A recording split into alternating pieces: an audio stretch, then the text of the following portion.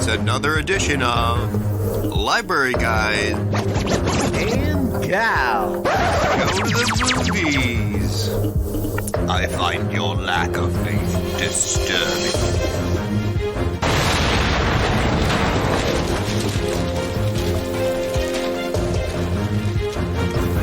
Hello, everybody. Hi.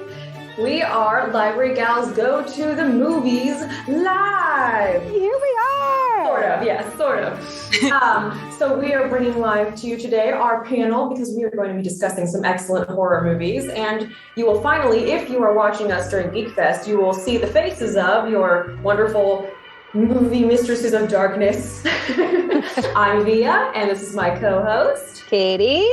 And we have a very special guest with us today. It is Mandy. You might have seen her at our Powell branch. She is, she's below me now. But yes, we have Katy, who's also a horror aficionado and total buff. So she's the perfect person to join us. Yes, just like us. She's just as crazy about horror movies. She's the perfect person to have on here.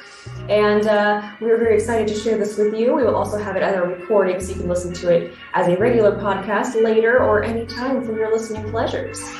So we're going to be discussing two different categories today. It's going to be Best Modern Final Girl, which is 2000s to today for movies, and Best Female Directed Horror Movie.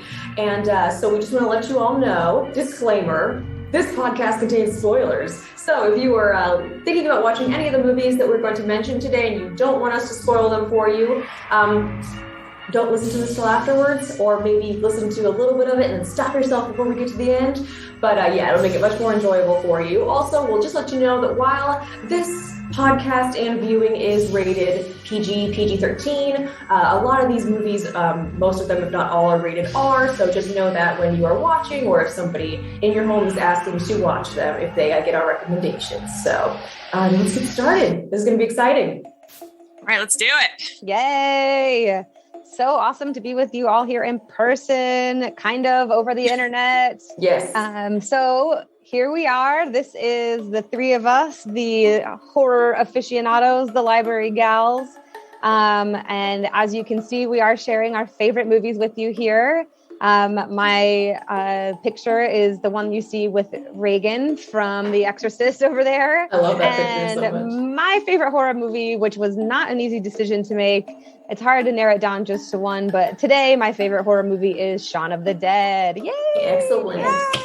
Yes, and then you have my scary face in the middle there. I just thought the picture was funny. It was when I went somewhere for Halloween, just one night, no costume. Well, at your own judging, you can maybe it is a costume. But so my favorite horror movie is The Howling. I believe I think we both talked about that a little bit on our very first podcast episode switchover. Yeah. And I love the tagline, imagine your worst fear a reality. And I feel like that can equally go for myself and for the movie. So use it as a tagline for me and the picture above. Awesome.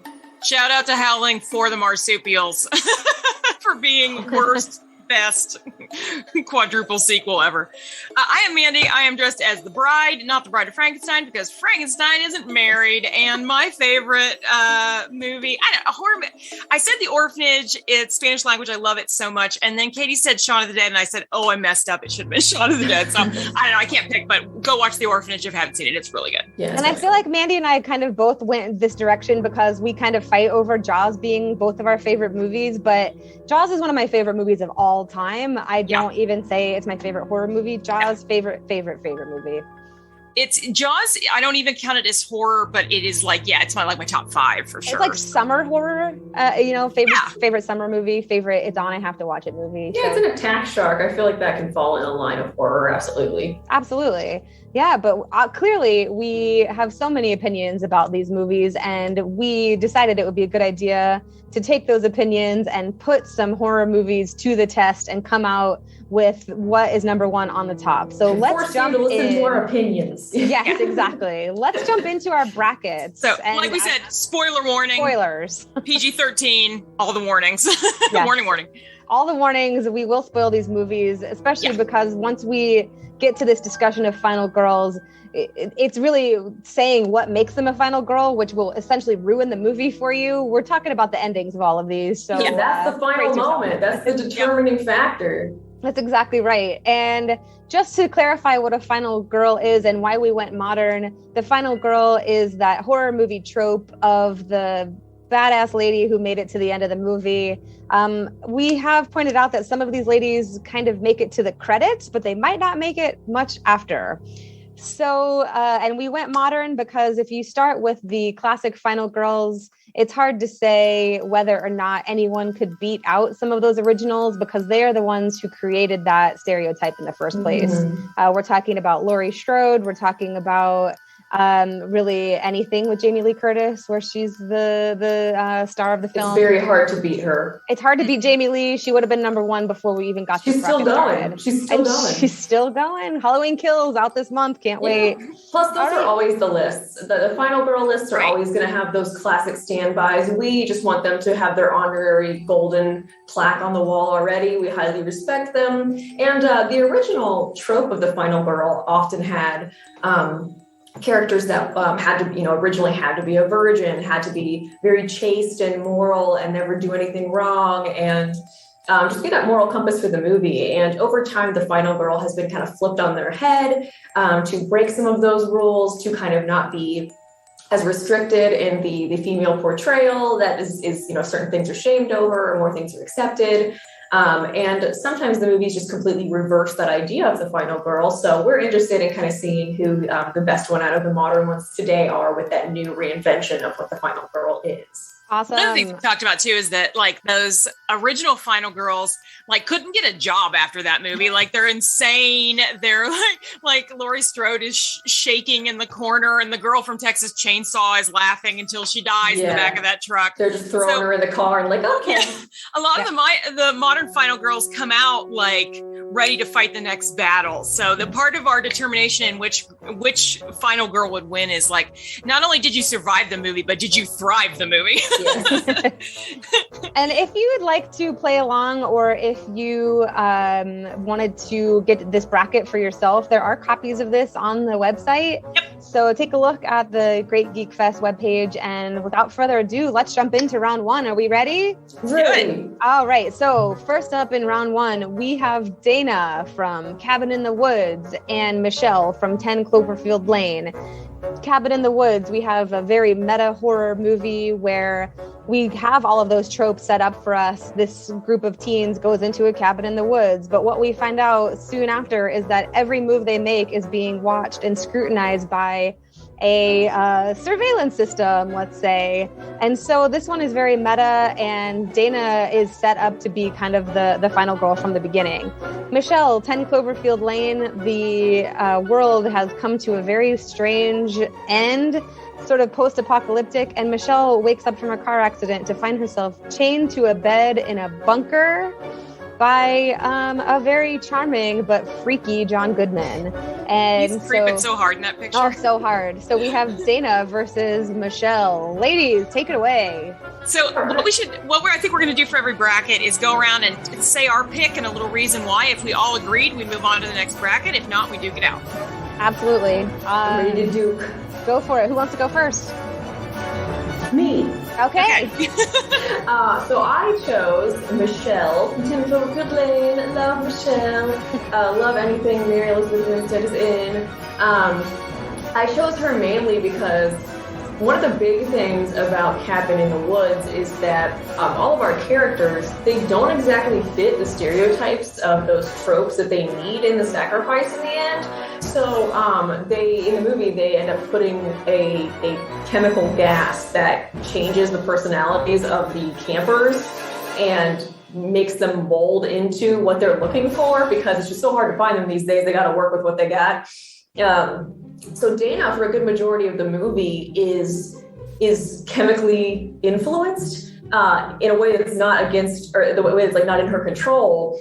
And we really don't know her straightforward personality. We really don't get to see if the majority of her is a good final girl, because she's also made to be that virginal character. So she does make it to the end, but then when she gets to the end, we see a little bit of how she is in the beginning and the end. She chooses to kind of just let the world burn.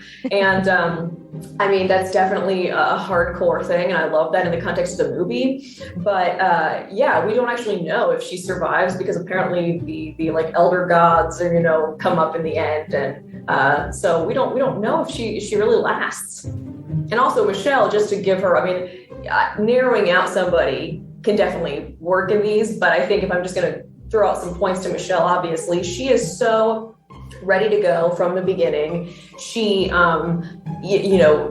creates weapons in the first couple seconds. She's instantly like eyeing her situations every time she gets into a new room. I chose this picture because this is the absolutely fantastic fashion choice of the duct tape ducky shower curtain suit that she fashions herself in secret while she's living there for like the couple months, and she uses this to go outside in case the air really is toxic. She's so practical and able to create these things on the spot, and I just think that's a really good skill. Plus, she has a great character arc. She goes from running away from her issues to, at the end, deciding to face them head on, and when she's given the choice at the end to go to a safety kind of refuge place or go to the city to fight with their kind of army they've built, she chooses to go and fight because of all the stuff she's been through. So Michelle is definitely hardcore. Absolutely. Mandy, what did you think? Who'd you pick? I also picked Michelle. Woo! I think that for me, it's the ending that, like, you're absolutely right that Dana was chemically altered the whole movie, but I think that, like, the fact that Dana is like really watching the world burn, she's like an anti-hero almost at the end. Like, she's not doing anything to save the human race. And Michelle actively makes the choice to, not only does she come out of her situation, but she makes the choice to help others. Mm-hmm. So for me, that's the one up. This is also those two images are the perfect final girl, because it's kind of like the bra poking out, like classic, like kind of sexy horror, and then she's also in a ducky survival suit. Like that's just peak horror. I'm not sure movie to movie. I think I actually like Cabin in the Woods better as a movie, although I loved them both. But I think Michelle's the better final girl, so I'm going to Michelle. Sweet. And I also think when you said that she kind of watches the world burn and stuff, she also almost kills pseudo Shaggy. Yeah. She decides, like, maybe I'll shoot him so that I can survive in the end and like save the world. And one thing that we learn in Cabin in the Woods is that the stoner is right. So that's, like, he's the one that you don't want to die. So yeah. So I think it's pretty unanimous. I also chose Michelle. I love that Michelle wakes up from her car accident and finds herself chained to this bed and instantly, as you said, starts whittling a weapon. She is always on edge. And at first you're like, should she be? Did he really save her? But she follows her instincts. And, the thing about Cabin in the Woods is their instincts are being controlled by someone else. Like, they're not really following their instincts. And Michelle just instantly is survival mode. Something's weird. I'm looking out for number one. It's me. Here I go. And then once she gets out of the house, she does actually make the choice to go help people. So we have our winner for round number one. We appreciate a final girl that chooses to want to help people over. Yes. It's that move from, like, not just survivor but hero. Yeah. Like that's the thing with Michelle. Also, my number one favorite movie might be Big Lebowski, and 10 Cloverfield Lane kind of bums me out because I want a Walter moment. Okay, so Michelle wins. Here we go. Next round. Michelle is the winner. She's crowned the winner. Awesome. Girl power. I just love that theme too. That whole montage of stuff. That is great. Okay, we are on to the next seed here of our bracket, and we have Erin Harson from You're Next and Grace Ladomas, recently Ladomas from Ready or Not. This is the corner of the bracket that I am calling the rich jerks rule the day, because what happens is these are very similar movies.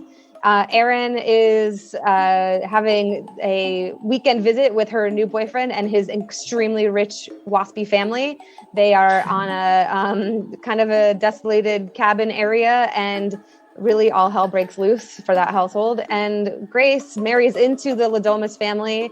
And as you can see from this picture, her wedding night turns into chaos. It looks awesome, actually. I don't know what you're talking about. Fantastic. It does. Like it's the before and after for both those guys. They're like, yeah. They're perfect. And so Grace marries into the family. She learns soon after the marriage that they have to play a game, and she picks hide and seek. And again, all hell breaks loose. And who's going to win between these two ladies? What have we got here? I can't go first this time. I went first last time. All right, I'll go first. I love both these movies. This was, to me, kind of the hardest bracket that we did out of all of these because, well, there's one coming up that's worse, but yeah. The thing I love about both these characters is they're both have taken rough pasts and childhoods and made them into resiliency.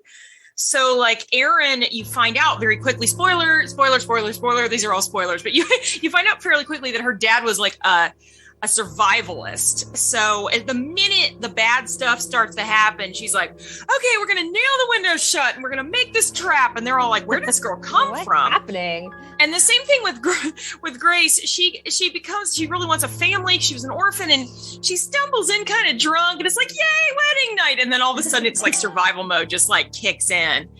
So I love both these movies. I think movie-wise, I like Ready or Not a little bit more. I think it's a little more fun in some ways. I think the bad guy is a little formulaic in You're Next. Like even like that, the masked, bad guy character isn't my favorite. The bad guys in Ready or Not were sitting around that table 3 seconds before they're like, go. So I like the way that it kind of goes into a totally different story by the end. So ultimately, though, I love Grace at the end of that movie, like covered in blood, cigarette, makes a joke. Like you can tell in her head, she's plotting what her legal defense is going to be after this horrible night. So I think if you're picking resiliency, I'm going to go Grace all the way because she thrived through that movie and she's ready to pick a crackerjack team of attorneys with her newly found marital money. Yeah. That's actually, I brought that up with somebody the other day. I was like, you know what? I never even actually thought about the fact. Does that mean she gets all the money? She gets and the money. House? And like, yeah. I mean, unless like there's some family member that's if she was found guilty, you can't, usually you can't inherit money in prison. So yeah. She didn't kill him though. They exploded. They don't know that. It looks like she blew up that house. But there were no people left. Like they have zero evidence. They just have piles of goo. Well, I guess that was to me the problem. Well, do they have a security system in that big old house, you think? Yeah, they did. Remember? Camera somewhere. They did. Yeah, they did. Yeah. I don't know. I think she probably went to jail to get the money. This is the way the world is. No one believes the women. But yeah, okay. So I adore Ready or Not. Ready or Not became one of my favorite like modern horror comedy movies, and the ending just like topped the cake for me with them all exploding at the last second. Just dying of laughter. I absolutely love Grace. There is nothing that I wanted more. I even had on my sheet Grace before I even watched Your Next.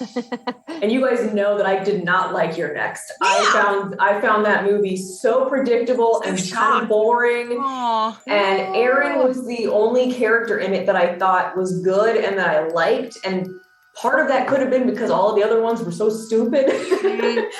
But I chose Aaron. I cannot believe it. I chose Aaron because of the survivalist skills that you find out in her background. Two, because she is showing she's not only fashioning all of these weapons and being able to do all of these things, but she's teaching the other people how to do it, not realizing that all of them are horrible and some of them are actually like backstabbing her right now. And so she's like there to save everybody too. She has that kind of hero mentality. She's not just looking out for herself. Also, she's Australian, so that she has fought like huntsman spiders and like those giant crazy wild things in her like pseudo real life / character life maybe. So she knows how to fight off anything. So even though the movie is not my favorite, I feel like I would want her defending me. As much as I love Grace, I think both of these characters are awesome and could totally like stand on their own. I would be proud to fight alongside them. But with Grace, when I watched the movie again, I realized she had a lot of help. She still did a lot of stuff on her own, but her recent husband was giving her instructions and helping her out along the way for the majority of the time until at the end he realized the curse was real and was like, no, save me, and then he blew up. And then also I forget his name, the drunk like cousin, who's played by Adam Brody. Love him. He was my favorite family member. He ended up helping her out a little bit too. So he's the brother-in-law. Okay, yes, you're right. So he ended up helping her a little bit too. And so Aaron just didn't have any help. And, I don't think that even if any, that they were all too stupid to be able to outthink her anyway for anything. But yeah, that's the only reason I wanted Grace to win so much, but I chose Aaron because of the solo kick butt power. Awesome. So I'm so sorry, Grace, that you did. So this is where we have our first tiebreaker. I'm coming in as tiebreaker here. Yeah, and I chose Grace because, and it's for the reason that you chose Aaron. Even though Grace had a lot of help, Erin was built for this. She was raised on survival. She really steps to the challenge before anyone even knows there's a challenge. And her situation gets worse and worse because more people are after her as the movie goes on. But Grace knows from the beginning that everyone is after her and still has to adapt and realize that what she has to do is essentially survive. That's literally all she has to do. And Erin is kind of ready to survive while Grace has to learn how to survive. And it really struck me that she kind of goes from the drunk, goofy new bride to badass lady in chucks and her wedding dress. Forget all of you. I'm out. I am surviving this no matter what.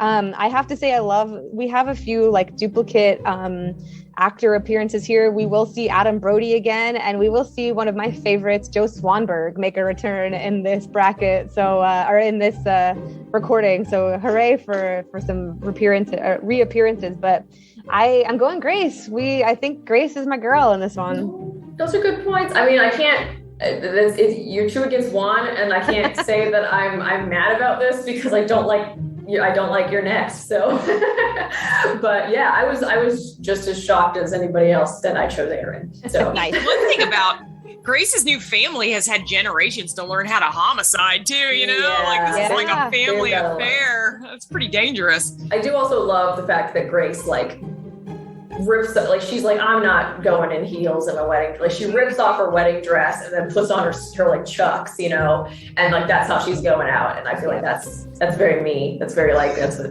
the way to do it. She gets battle ready. Yes, she's perfect ensemble.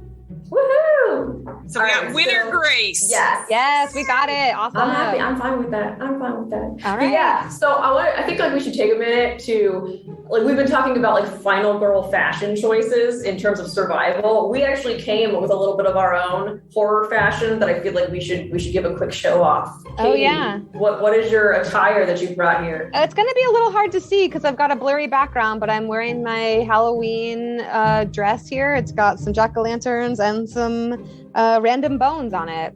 I love it. Yeah, I love it. I have my serial killer documentaries and chill shirt that I love. Yes, Awesome. Because that's what I was doing most of the quarantine, and I feel like a lot of people can relate to that. So, and I got a little skull sweater. Yay! Got skulls on it. I feel like we could all survive in these. I feel like these are excellent final girl choices.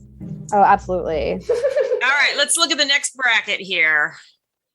All right. Next up, we have Jennifer's Body, Needy Less Nikki versus Adelaide Wilson. Did anyone know her name was Adelaide Wilson? No, I did not. Yes, I did. Because I did the research, Katy. We have Needy from Jennifer's Body. Needy's best friend Jennifer absconds into the woods and finds herself victim of a satanic ritual that turns her into a succubus to return to her high school and wreak havoc.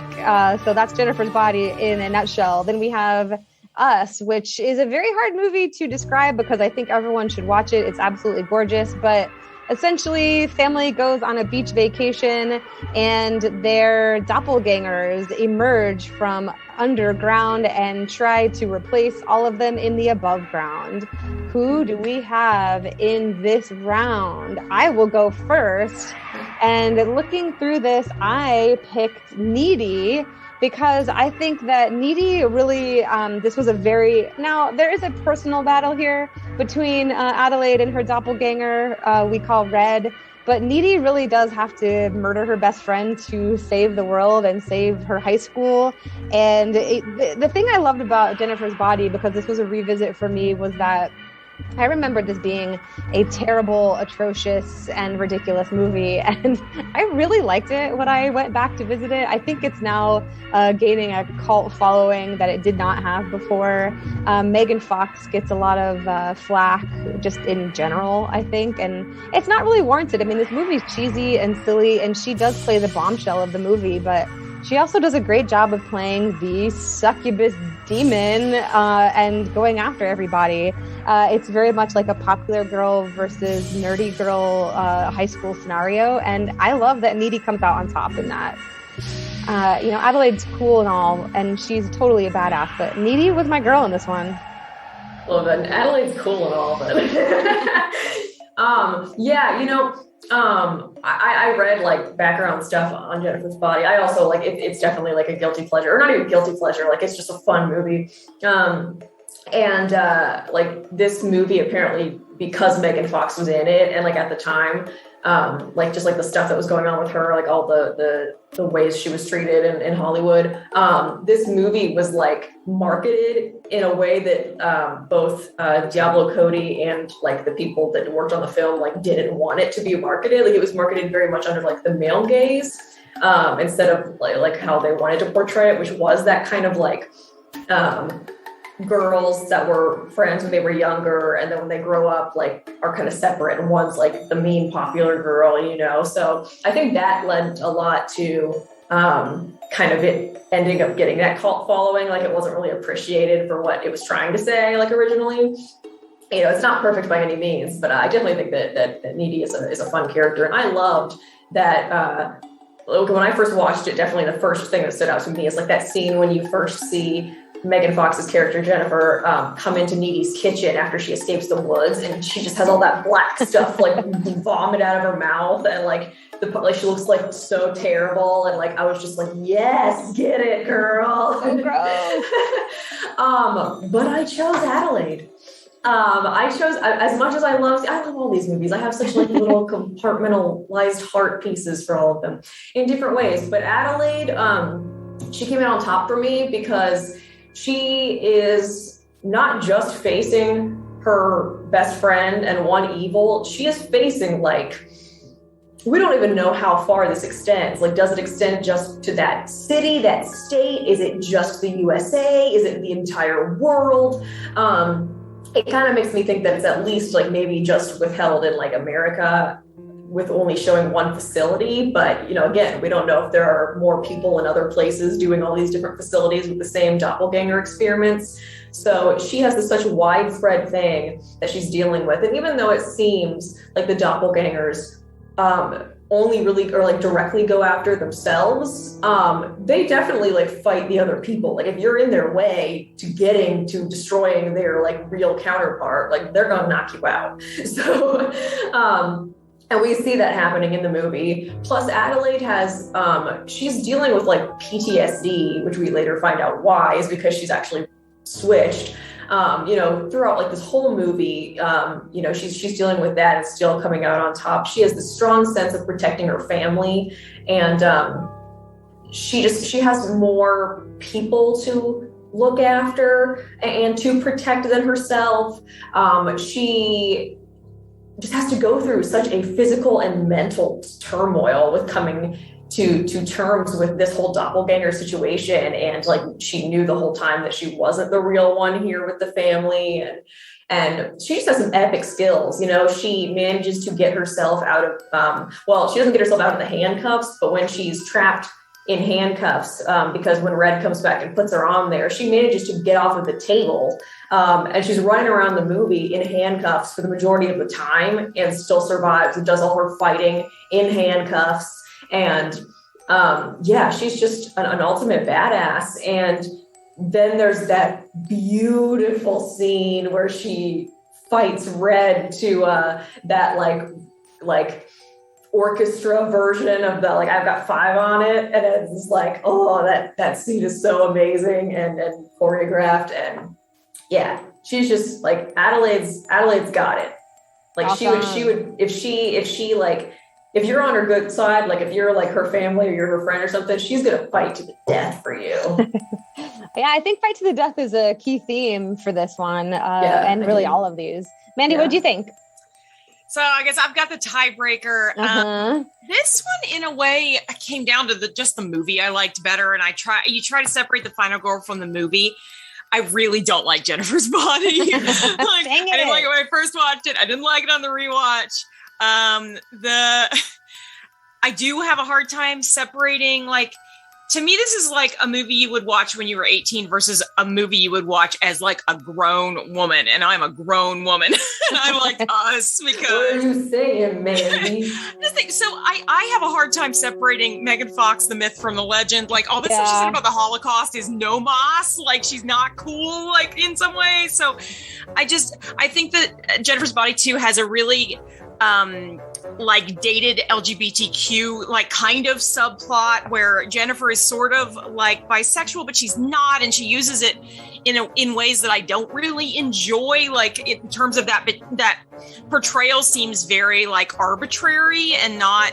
I don't think that part of that movie aged very well. Sure. Us is so nuanced. You've got a master of horror who I know how much Jordan Peele loves horror. I have a hard time taking Jordan Peele out of this movie because I adore him and have from the Key and Peele. I will watch anything that he puts his name on. If he walked across a living room but did this choreography, I would watch it. I adore him, but I think that from the first scene in that movie, Adelaide is set up as somebody who understands perspective. You have that amazing funhouse shot where you know from shot 1 of that movie that perspective is going to change and flow and not be like normal Earth. And I just think that the power she has as a mom, as a wife, all of that she carries with such ease versus high schoolers in Jennifer's Body. Not that high schoolers can't be heroic, and of course they can, but as an almost 40-year-old woman who really, really loves Jordan Peele, I have to go us. So I'm going Adelaide. All right. I will say, I'm just going to point out, Needy does go to the library to figure out what's going on. I know. She's a good researcher. Yes, she is. She's a good researcher. Jennifer's Body is falling a little bit in the older final girl tropes versus Adelaide feels much more like an updated, a more modern version of that story. So. I will say though, while I see your point, they make it a very clear statement that Needy is not a virgin, but that her and her boyfriend have very, consensual and safe and loving sex. I really like the boyfriend character in that movie. He's a great boyfriend. He's a really good boyfriend. I will agree with you 100% on that. Yeah. And I will say that as far as the LGBTQ thing, I definitely think there is some datedness to the portrayal. And I can't remember if they stated outright, but there's a line where Jennifer says they were like, I thought you only hurt boys, and she's like, I swing both ways. Yeah. I mean about Needy, I can't remember if there is the at least what I which some people don't believe that you should have the background knowledge as stuff to the movie, you should just say it all. But I do think that it was implied a little bit that Needy did have feelings towards Jennifer for sure. as well. You're right. And so the way I always kind of read it was Jennifer is the mean girl. So her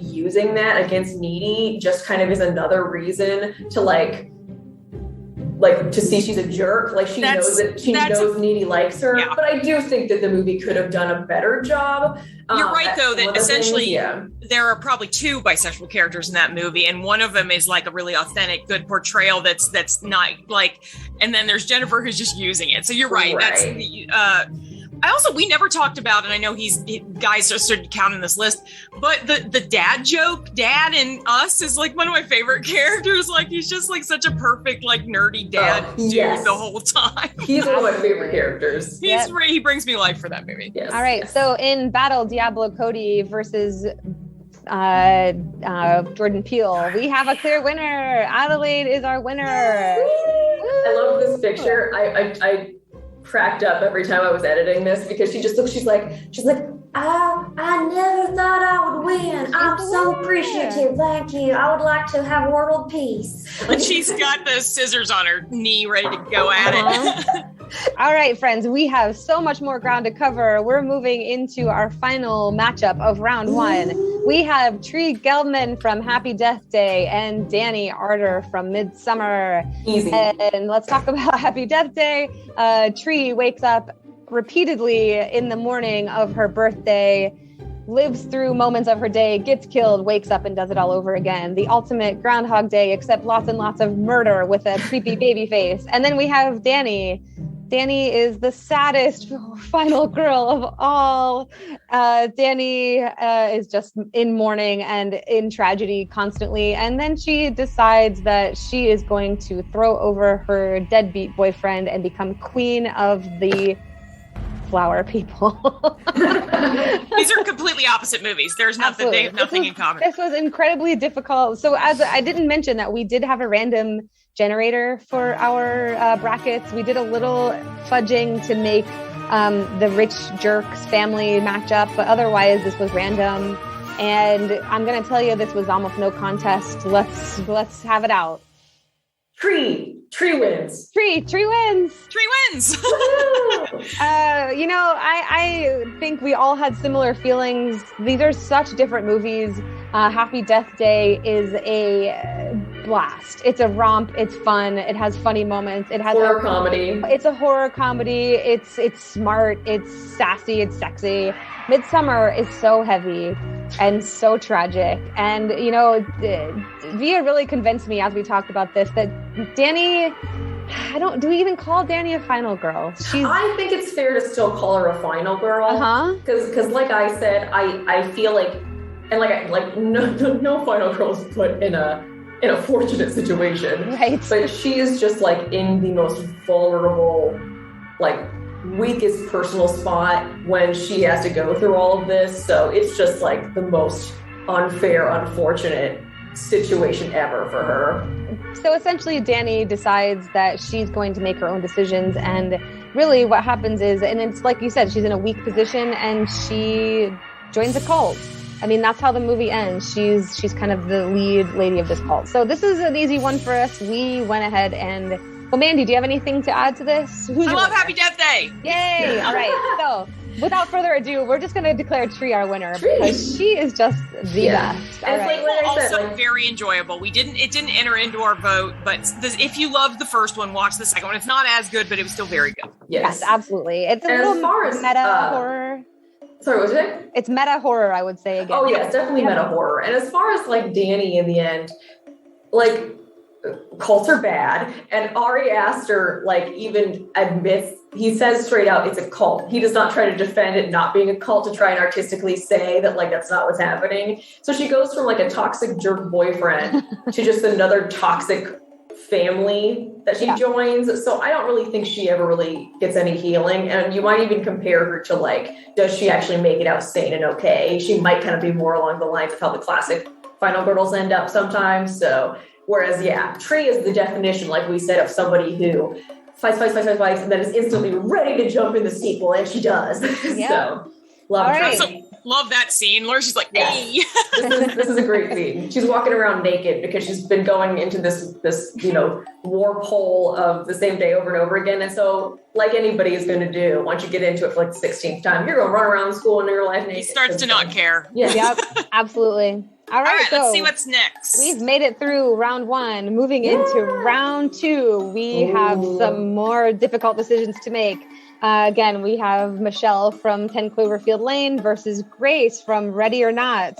I'm just going to jump right in here. Grace is still getting it for me. She's she's just, she goes through so much more. Michelle is sitting in a bunker playing Monopoly and eating spaghetti. Like, you know, Monopoly's terrible, Katie. She has plenty of time to do what she's going to do. She can plan, she can set up anything she needs. She knows she needs to get out, but does she really? I mean, she kind of had a sweet situation, but her whole thing is she's doubting whether anything is wrong in the world above.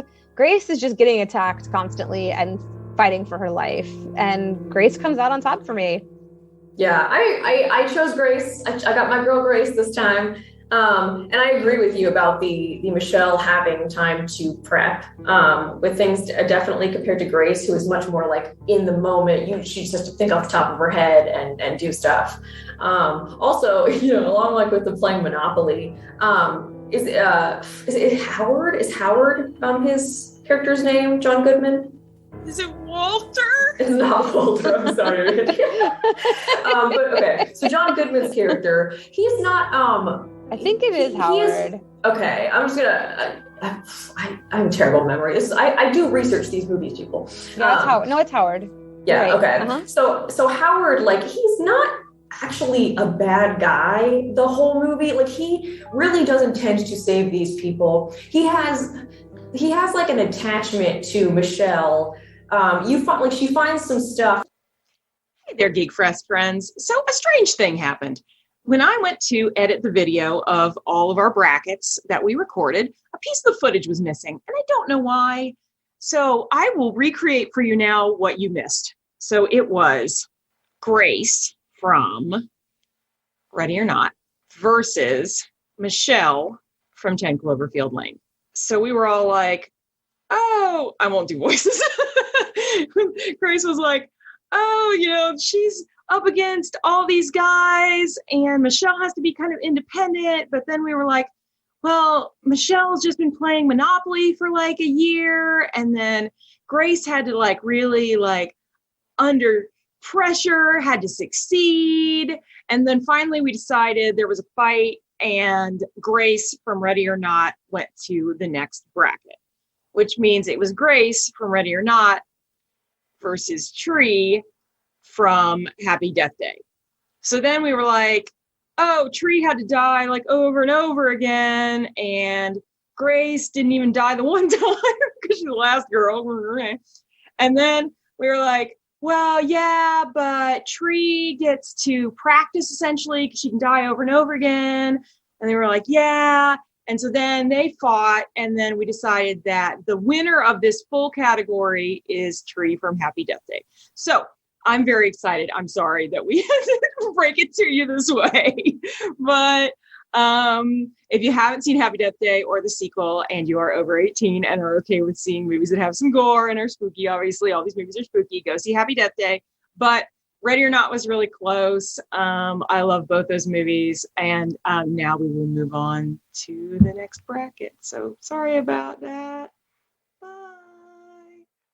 Okay, thank you all for sticking with us. We are jumping into our next bracket, which is female-directed horror. If you're looking at this screen and wondering, what do these movies have in common? That's pretty much it for a lot of them. They are all directed by women. We again went with a random bracket generator here. This one is completely random, no interference or editing creatively by us. So we have 8 movies with female directors. And we're really going to get into what we liked about these movies, what we didn't, and crown the ultimate winner.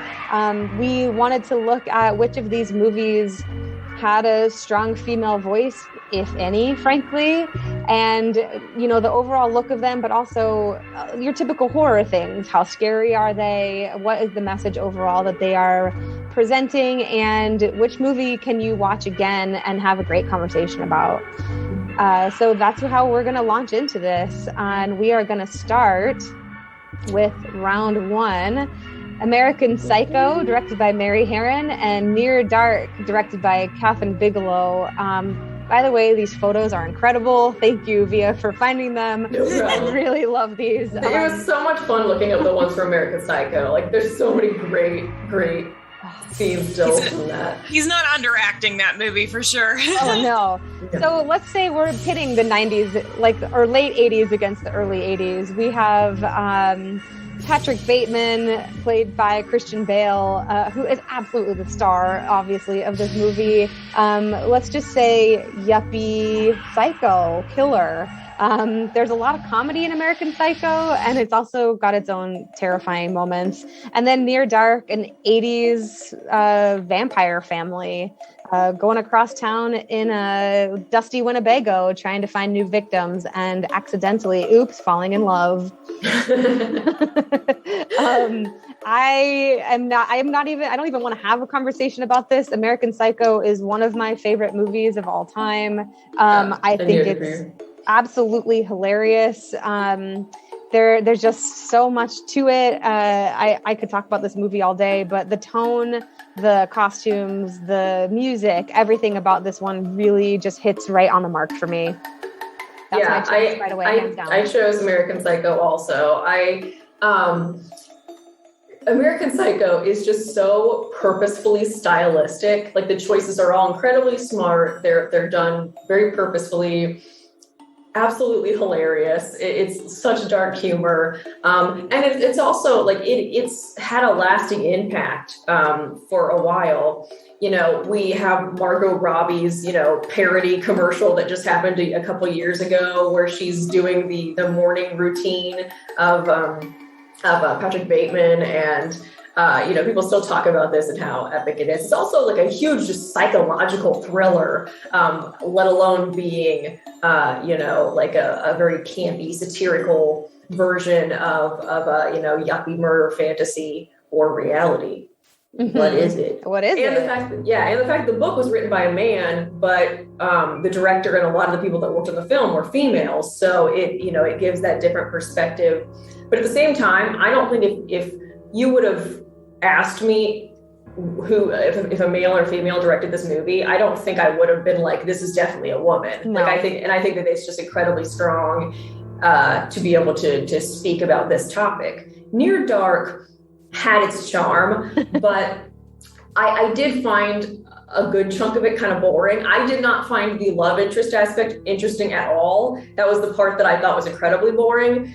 It was Bill Paxton that made Near Dark for me. It was Bill Paxton, and it was the dad of the vampires, whose actors were just so in it and were so their character. So I loved their characters. But yeah, Bill Paxton blows it out of the park. I feel like anybody that watches that movie knows that. He's on the cover, like one of the covers, He's just so crazy, fun, and chaotic. And so while I didn't hate watching the movie, I don't know how much rewatchability it has for me. Absolutely. American Psycho just is the chef's kiss of, though.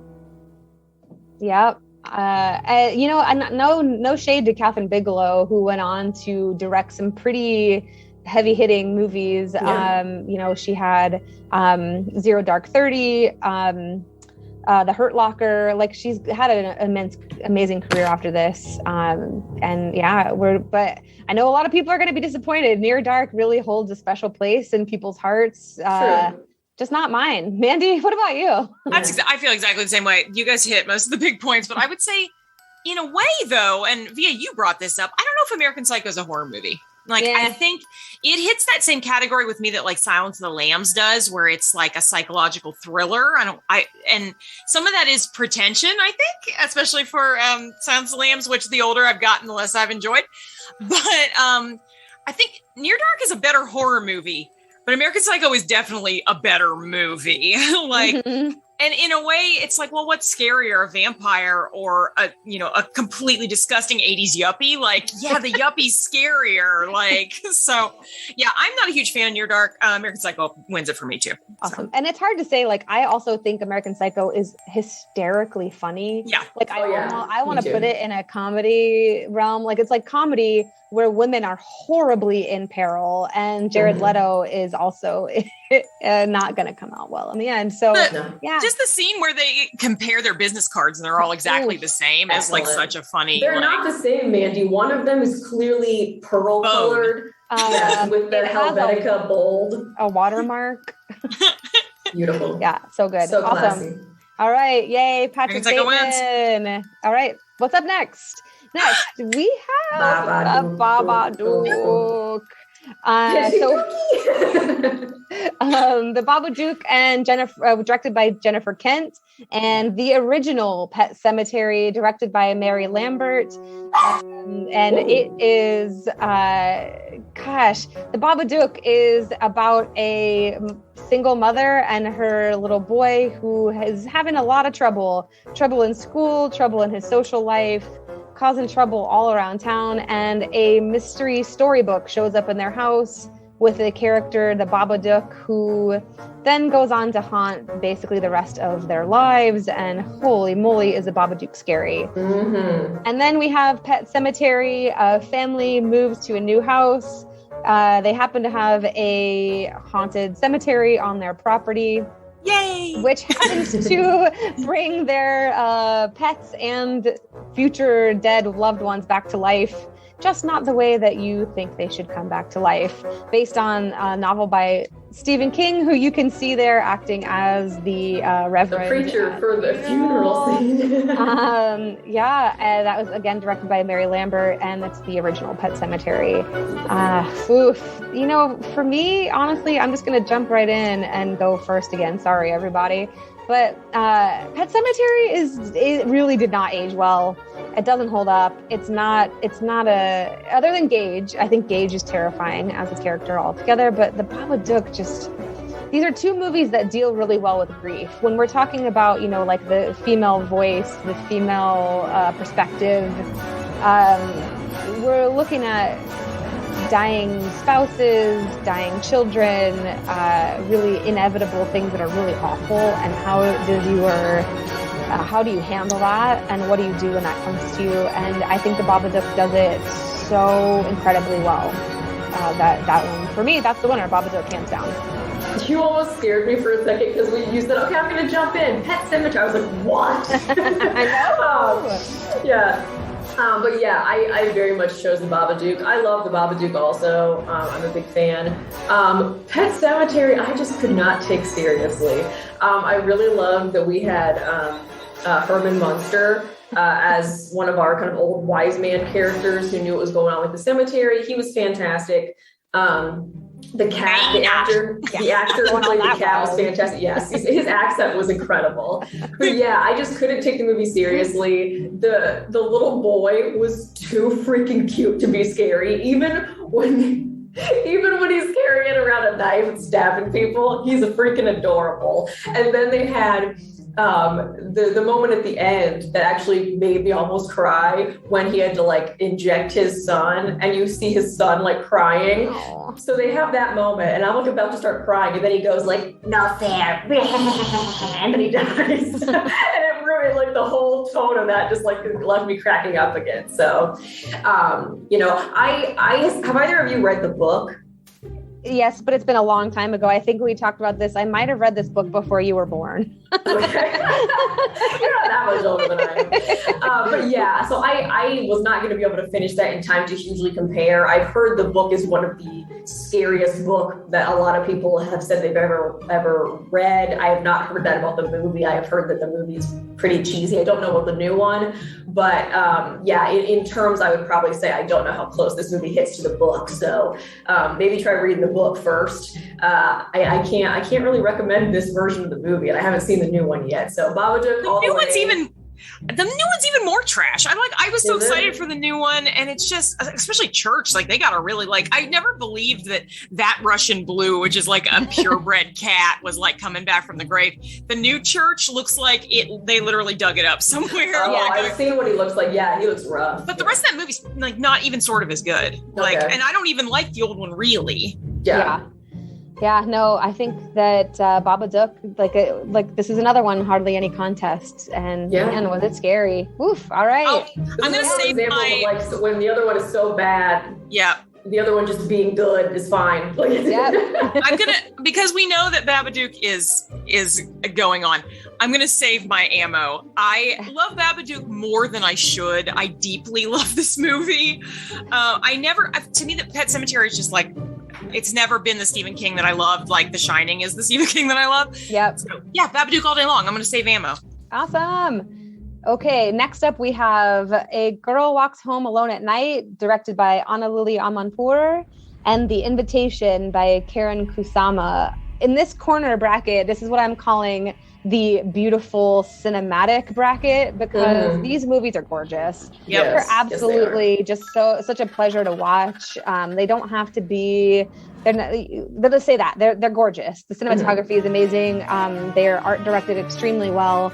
Girl Walks Home Alone at Night. We have the adventures of an Iranian vampire. It's black and white. It's gorgeous. She rides a skateboard. It's amazing. Please check that out. And then we have The Invitation, directed by Karen Kusama. By the way, also the director of Jennifer's Body. If you can imagine two different movies, please tell me. And I don't feel like you can see it in the shooting style. I don't think you could tell. No, not at all. The Invitation follows a man and his girlfriend who have been invited to a dinner party at his ex-wife's house. It happens to be in the house where he and his ex-wife used to live. The ex and her new partner have been gone for 2.5 years. They invite all their old friends back together, and this dinner party turns into an absolute fiasco when you find out that they have joined a cult, and things go south real quick in this one.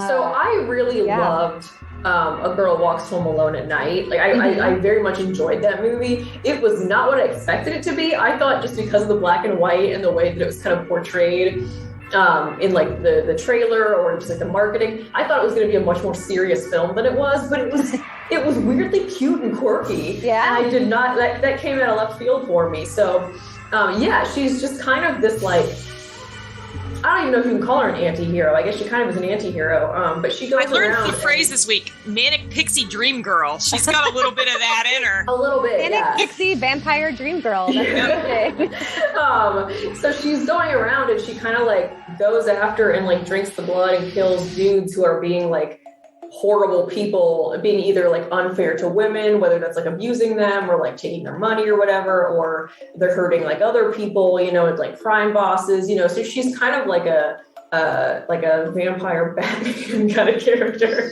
She's like the promising young woman of the vampire world, like vampire vigilante. Yep. Yes, she is. But it's like the soundtrack of this is absolute fire. I love it. I've already been listening to it in my own time. Highly recommend the soundtrack. The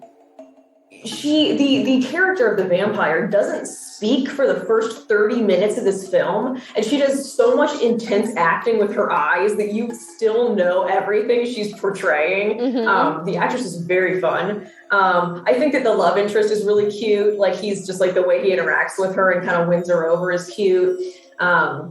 It's just a very fun movie. There is actually, the only thing that I wanted more in this movie was, weirdly, and I'm not a huge gore person, but I wanted more gore and violence in this movie. It's a vampire film, and they set you up in the beginning, giving you this kind of gruesome kill for this like kind of criminal guy who sells drugs and stuff, who's going after a woman. She like bites his finger off, and like they're showing it in black and white, the way the blood is so gooey, and just like the way that they shoot it. With like the close-up shots, and she just like drops it out of her mouth and stuff. And it's just like, it's so creepy and gross looking that like that set me up for the rest of the movie. And then that is the most violent kill that happens. Even like later when she kills another guy and they show it, like they do a lot of cutaway. And I thought they did such a good job on that first kill, the way they shot it, so that even when you knew somebody was bleeding, but you didn't have like that coloration, it still managed to be just as effective. Like, they didn't play that out for the rest of the movie. It's a vampire movie, and like there wasn't enough blood in a vampire movie for me.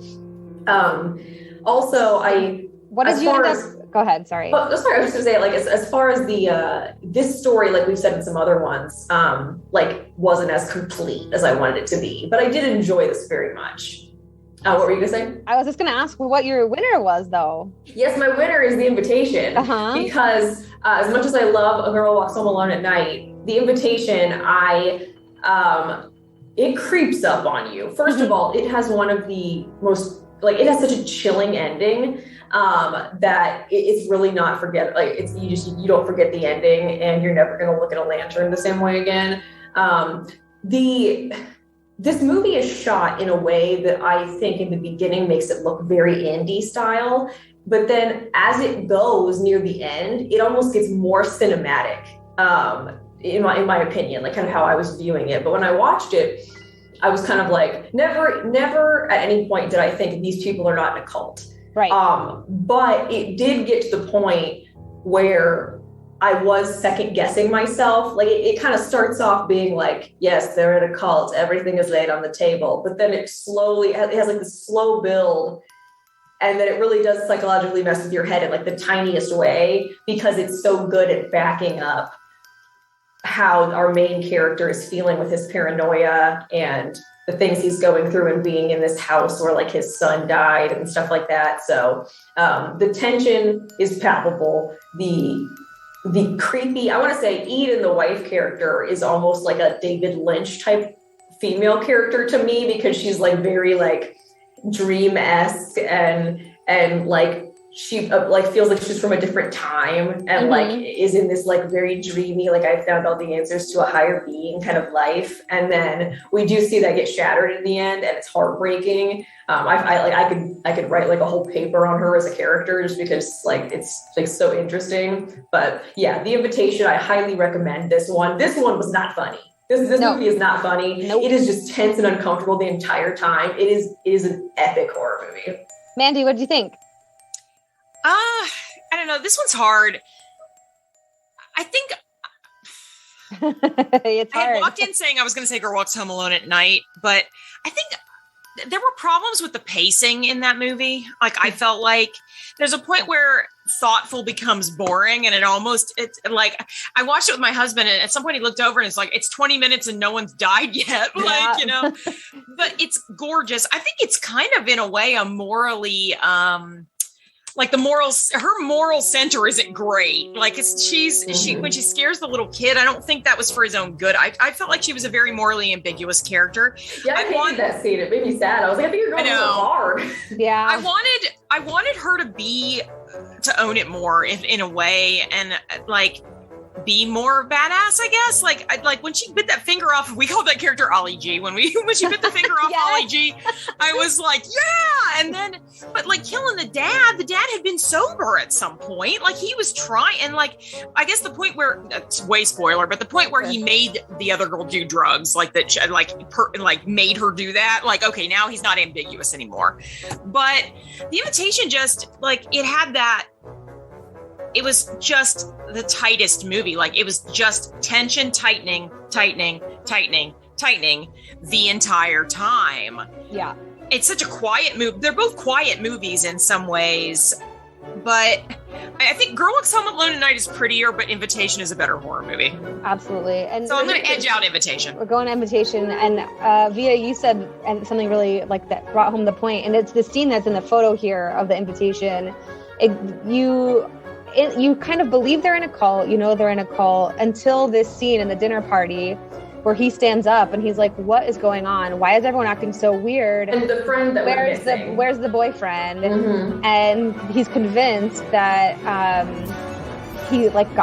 something bad happened. And then the guy shows up, and all of a sudden Will looks like he's crazy and feels so guilty and terrible. And you think, okay, maybe everything was his imagination, and then a switch flips and everything is just chaos. If you've ever had a friend who moved to LA, this is their life. Like going to dinner parties in the canyon. No one's ever going to go to LA again. These were the rich people in the hills, okay? Not everybody, I'm sure, is like that. Yes, they were all in the hills. And so, yeah, this movie has been a favorite of mine ever since I saw it. The ending always sticks with me. I love how gorgeous it is, but it moves at such a pace that it tightens. You cannot believe what's going on. It's grief, it's confusion, it's that cult background. So The Invitation is our winner for this round. The shots are really cool too. The only, because we'll be fair, even though this is our winner and I think this is a fantastic movie, the one giant thing that I would have kept out of it is I think Sadie was too much of a giveaway character. Like she was clearly like inspired by a Manson girl. Well, if you look at the poster, it looks like Manson. That looks like Manson. Yes. That's the only thing that if they wanted to make it like a little less I think she was a little too on the nose, but at the same time, she was very entertaining to watch. So I didn't hate it, but I did think it was a little too on the nose. But I mean, I love the movie, obviously. I still, every time I watch it, am not convinced that the actor who plays Will is not actually Tom Hardy. That goes on forever, yes. So he's actually, this guy is the one that's in Prometheus. Yes, Logan Marshall Green. Yes, and that's like, when Prometheus came out, like, I saw so many articles saying that, like, people thinking it was Tom Hardy, and I was like, no, these aren't the same people. Like, yeah, it's that whole thing, yeah. Yep. All right, let's see what's next. We got XX versus Relic. Ooh, I love both of these. So the XX is anthology where it's 4 separate short horror films. They are each directed by women. They are 4 separate entities. We can talk about those individually or as a whole. But they're all a little bit different. I would say for me, one of the key through lines for those, aside from the short where they go camping, is parenthood, motherhood is kind of a through line. Same with Relic. The premise of Relic is the mother of this family, the older woman, is suffering from dementia. The top of the film, she's missing, and her daughter and granddaughter come to her home to find her. She comes back of her own volition, but had been in places unknown, and creepy things start happening all around them. And it's all about aging and generations and what we pass down through our families. What'd you choose, Mandy? I chose XX. Okay. I did not really like Relic. Okay. I realized that there were 2 ways. So I don't know if it's a good or a bad thing when you watch a movie and like I feel like I have to read somebody else's review of it. Relic was one of those movies. So I read the Onion AV Club review. Shout out Onion AV Club. Yes. Like they have the smartest reviews.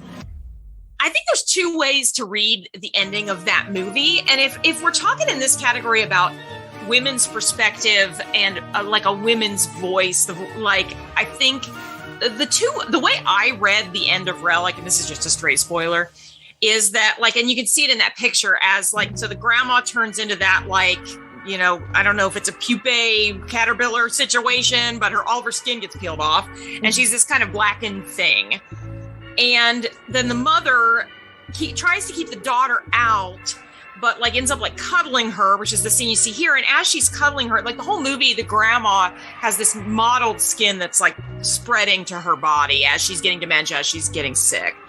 As the mother cares for her, she starts to get that modeling, and then you see it spread to the granddaughter. So the way the Onion AV Club read it, and I'm guessing this is how you guys read it too, is that like you see mortality go through your family. Like mortality is, once you see your aging parent, you know that's going to happen to you. And that's the thing. The way I read it was generational issues are unavoidable, like addiction or mental illness, or that it kind of spreads through a family in a way that you don't have any control over. Like that was how I read the end of that movie. So I was like, well, that's not a strong woman's voice, versus XX, where you have literally Rosemary actually raising the baby, and like he's like, no, you don't have to be demons. Like, you're my kid, you're not his kid. Like, I thought the story with the red box was absolutely terrifying. That is one of the scariest short stories I've ever seen.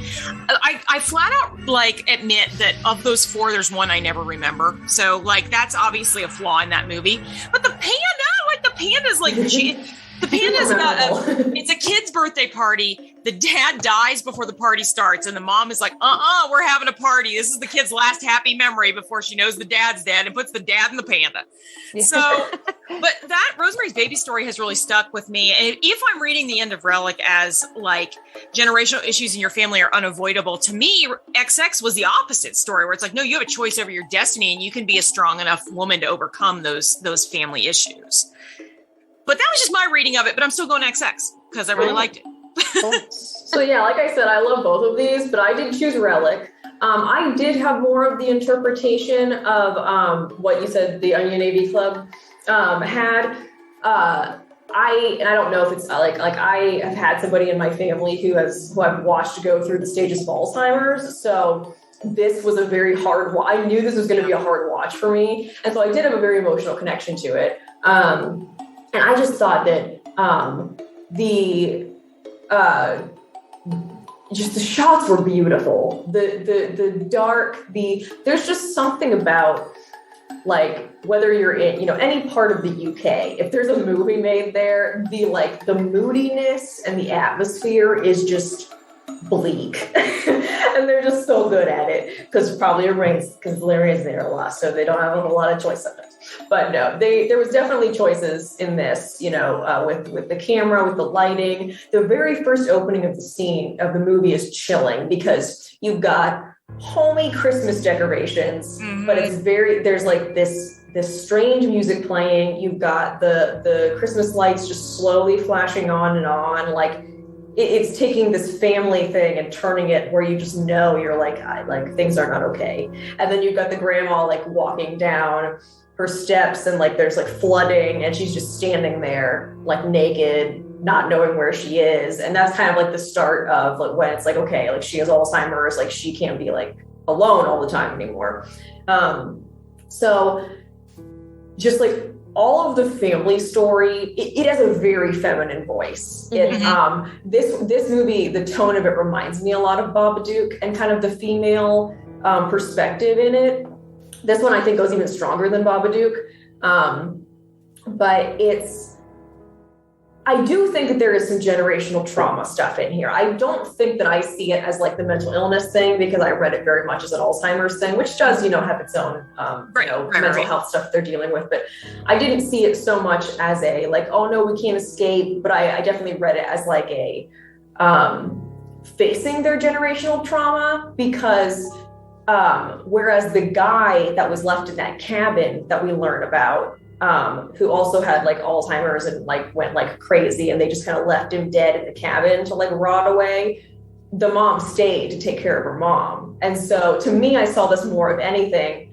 If it's a generational trauma, it's more of older generations getting left behind when they get older, or like them realizing like we have to be there for family. And so I found this movie heartbreaking. Like there were definitely parts of it that were scary. Like the actress that plays the grandma, the personality she gives the grandma versus when she switches to having like the Alzheimer's, like where she's not fully herself and conscious and like in the current, the acting skills that she had were fantastic. Oh, she was so creepy whenever she had Alzheimer's. You know, it was just, it was a very emotional movie. And I think that the actresses were incredible. I think that the effects, like with the peeling skin and everything were fantastic, like so creepy and so effective. I just think that this movie is absolutely beautiful and still manages to be creepy. You know, it may not like scare me out of my socks, but whereas XX is super fun. The funny birthday party one, which is like a black comedy, is done by St. Vincent, who I think is great. That she got to do one of these. But they were shorts, so their stories didn't get to be fleshed out as much as Relic. Also, I know the one that you're talking about that's kind of forgettable. It's the one that is in the picture with like the girl kind of crouching with the one-way sign. Yep. They're in like a desert in a camper. Like that one was the worst out of them for me. I forgot about that stop motion, which was great though. Yes. That stop motion was really pretty. Yeah. So the box I thought was the scariest one to me. I did love it was the Roser's baby one. Son, though. Yeah, that one was the creepiest. I actually read the short story version of it to compare, and it's pretty on par. But one of the big differences is that the story is told from the perspective of the dad.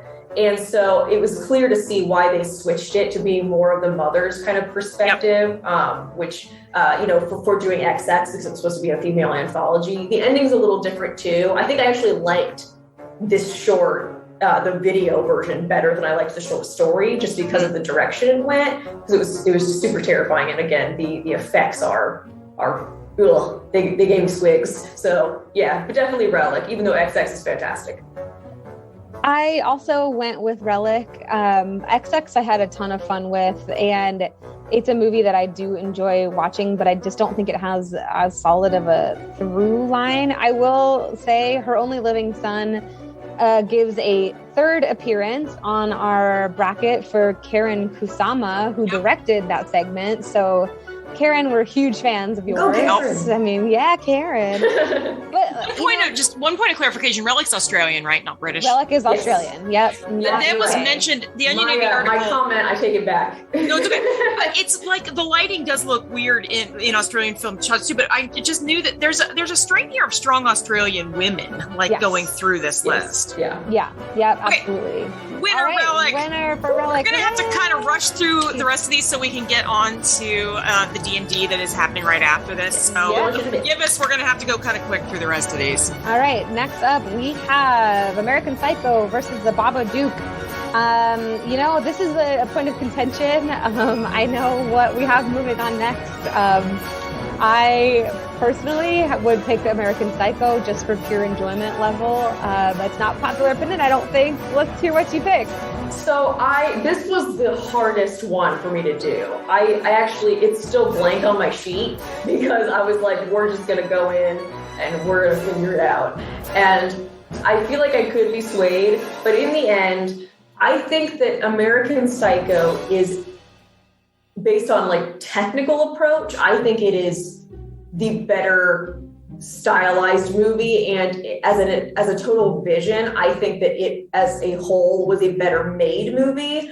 But I think Babadook is the better horror because I think that Babadook is definitely horror. I think that it's also shot beautifully. Yeah. It definitely has that female voice. It created one of my favorite memes of all time, which I've included. Why can't you just be normal?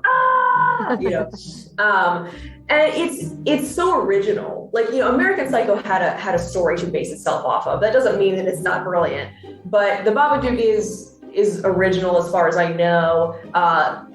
Anything that takes like something cute and innocent, turns it like completely vile and creepy, it definitely is an effect that works on me. So doing the children's book is very refreshing and was a very good visual to have. And I do think it shows this mom's struggle. I never thought the mom was a jerk, even when there were points where they were questioning the way the mom was. I was like, dude, she's a single mom and she's having like mental health problems. Like, I read this. I know, Mandy, I would love for you to talk about more what you looked into with this, but I know that there are a couple ways to read this based on reality versus like a mental health kind of angle. I saw it as kind of a metaphor for depression, a lot of this movie. So I don't know, like, what did you? I you can read this as basically the whole movie was in her head, and the Babadook is a metaphor for grief or a metaphor for depression.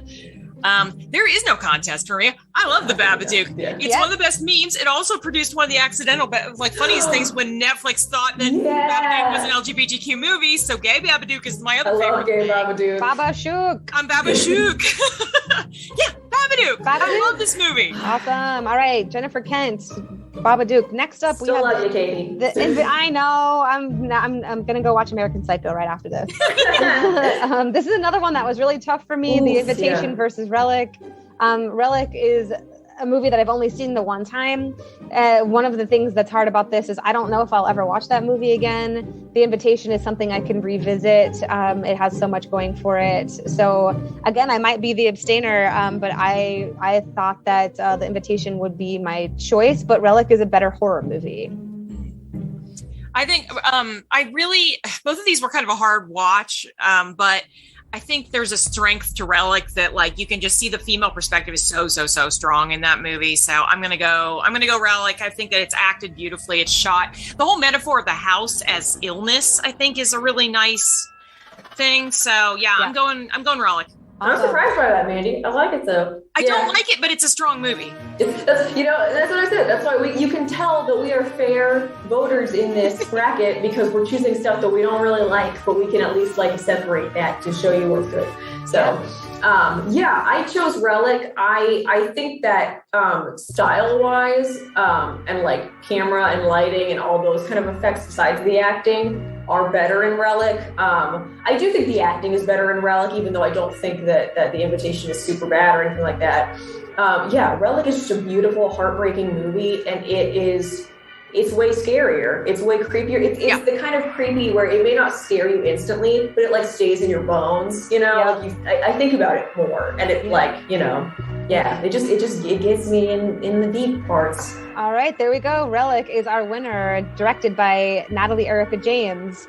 Next up, we have our final round. Dun, dun, dun, dun. Babadook versus Relic. And, this one's tough too because these weren't my original final two. So it comes down to me kind of talking in circles. So I'm going to let someone else talk out how they chose their winner here. I'm going to say, I chose Relic. And All Relic, I knew regardless of whether I chose American Psycho or Babadook, Relic was going to come out stronger than both of those. So it's just, it's probably a personal thing. Like my connection with it is probably on a very personal level and like a very personal love of what I enjoy in horror and stuff like that. But it just touched me in an emotional, very memorable way. I would watch it again. I think that the difference for me is like I would watch it again, but I think it would be harder for me to be in a place where I was ready. It kind of like Relic reminded me a little bit of how I feel about watching Ari Aster films. I adore them. I think they're some of the most brilliant horror movies of modern time. But like I'm not always ready to watch those because they are traumatizing. Yep, for I wouldn't say Relic is traumatizing in a way that Hereditary or Midsommar are, but it definitely has that feeling that leaves me sad and pondering and wanting to go like stare out the window while it is raining and listening to some very sad music in the background and starting to talk like Noel Fielding's character on the IT Crowd. That's awesome. All right, so Relic is your choice. Okay, yes. Mandy, what about you? Babadook! I know, right? It's so hard. I love this movie so much. I think that it's serious, it's fun, it's like infinitely rewatchable. I watch Babadook like once every 6 months. Right. Like I want that book. I tried to buy it. It's a limited edition. You can't even get it. I've made that meme. Like if I ever see it anywhere, I'll let you know, Mandy. Thank you. I think that it's just, to me, it's like this is the mama bear to 100. She is going to go to hell and claw back for that kid. And that kid isn't easy to love. No. Like there's Gage dies in Pet Cemetery and he was this perfect angel blonde baby. Like, no, this kid's a hot wreck. And this kid's very, both of them are very misunderstood people. Like, because the mom, at one point the mom tries to kill him and she's yelling at him and he is an annoying little crap sometimes. Yeah. But you feel for him too. Like there's such a complex dynamic with there him. are points when he's so sweet and it's like, oh, he doesn't have a dad. And that whole scene where she's madly in love with the husband who died. This isn't sort of like, oh, they get along, like they're soulmates. Yeah. Right. Like, I think there's so many aspects to Babadook. I love the ending. I don't even watch movies where the dog dies. Like, the dog dies in this movie, and I will still watch Babadook. I was terrified about that because I knew it was coming, but I couldn't remember how. And I was really glad, actually, that they didn't, make it super gruesome and stuff. I love, too, with Babadook, if you read it as reality, like where there is this creature that's haunting her house, she literally is such a good mom that she has the Babadook in her hand at the end of the movie. Like, she's like, hey, little buddy, you want a snack or not? You're going to have to stop growling at me. Babadook. All day long Babadook. Well, this is, so I have to play tiebreaker here. And this is a really tough one for me because getting down to it, these were different movies than what I would have picked. That being said, it's 49-51% here for me. When we're talking about body horror, are you more terrified of ripping all your teeth out or having all your skin fall off? That's one thing I'm going to pit up against it. Exactly. All of the above. And, I think that maybe because it's newer, maybe because it was a first watch, maybe because it's fresher in my mind, that I'm edging toward Relic, but it's like 50.5 to 49.5 of a chart. And I'll probably change my mind tomorrow. But as a tiebreaker here, we are going to crown Relic our winner. And I can't even believe it. Duke. I know. We love Mr. Babadook, if you're watching this, I'm still on your team, but don't come to my house. Oh, no, we're going to die, Katy. And just to go back and check in with our playing along at home, Jenny did pick the Babadook. So Jenny. I know. You are in Katie's good graces. Yes, absolutely. So thank you all so much for sticking with us. We had a really great time talking about these movies, watching these movies, making time for these movies. If you have thoughts that you'd like to share with us, you can shoot an email to librarygals@delawarelibrary.org. And happy Geek Fest. We're really happy to be here. There we are. You can tune in to Library Gals the last Wednesday of every month. This episode will go up as a podcast recording for October. Please share it with your friends.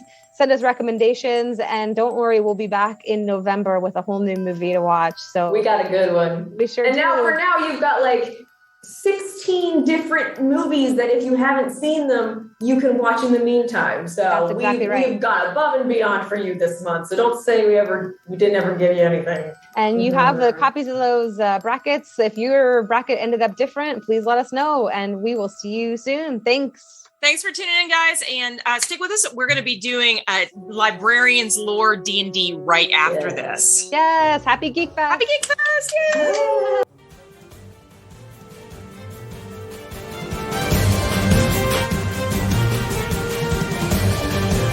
Join us next time for Library Guys Go to the Movies. For more information on any of the films or digital services we've discussed, please visit DelawareLibrary.org.